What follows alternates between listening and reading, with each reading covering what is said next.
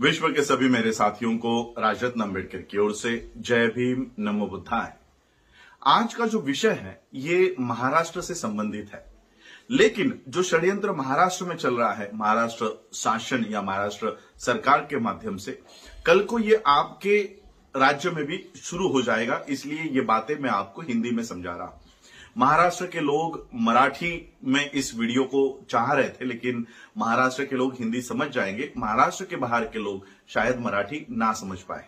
तो ये बात मैं आप लोगों के सामने लेकर आ रहा हूं। महाराष्ट्र शासन ने या महाराष्ट्र सरकार ने एक लेटर इशू किया है सभी स्कूलों के लिए, चाहे वो अनुदानित हो या बिना अनुदानित हो, यानी सरकारी हो या प्राइवेट हो। सभी स्कूलों के लिए महाराष्ट्र शासन यानी महाराष्ट्र सरकार ने, जो यहां पर मौजूदा सीएम है उद्धव ठाकरे, इनके गवर्नमेंट में ये लेटर इशू हुआ है कि सभी स्कूलों को, जब कोई बुद्धिस्ट उन स्कूलों में आता है, तब फर्स्ट स्टैंडर्ड में उस बच्चे की जब एडमिशन होती है, तब एडमिशन लेते समय बौद्धों की जाति का भी उल्लेख होना चाहिए।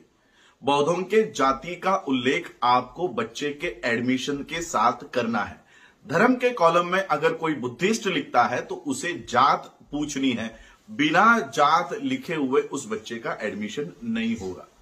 और ये षड्यंत्र इतना घातक है कि जिस जाति व्यवस्था को बाबा साहब खत्म करना चाहते थे, अब हमारे जो अगली पीढ़ी है उसके साथ हम इस जात को जोड़ देंगे।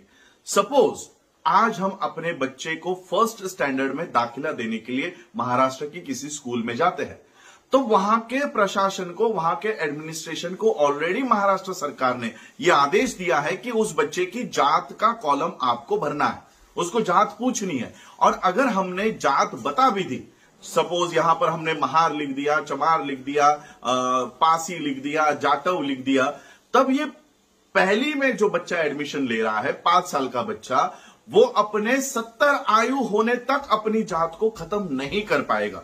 उसकी सारी लिविंग हो या टीसीज हो, उसके सारे डॉक्यूमेंट उस जाति के नाम से होंगे।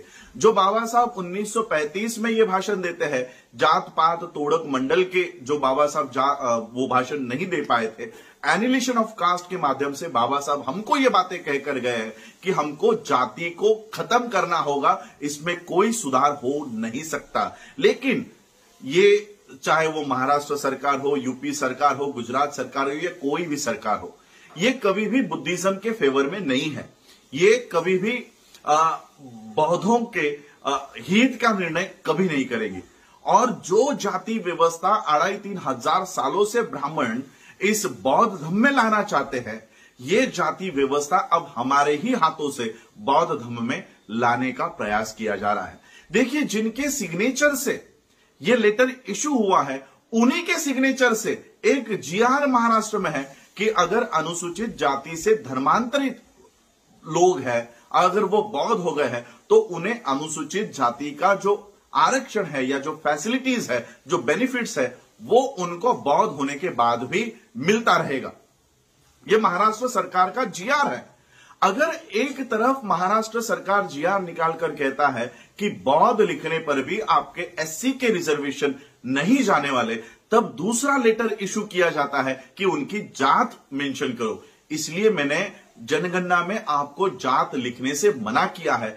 इसलिए मना किया है क्योंकि ये सिर्फ जनगणना तक का मुद्दा नहीं है। हमारे कुछ इंटेलेक्चुअल्स कहते हैं, मुझे कन्विंस करने की कोशिश कर रहे हैं कि जनगणना में अगर हम लोगों ने अपनी जाति को लिखा तो ये सिर्फ जनगणना तक ही मर्यादित रहेगा, किसी को इसकी खबर नहीं होगी कि हमने किस जाति को लिखा है। ये सरासर गलत है, ये झूठ है।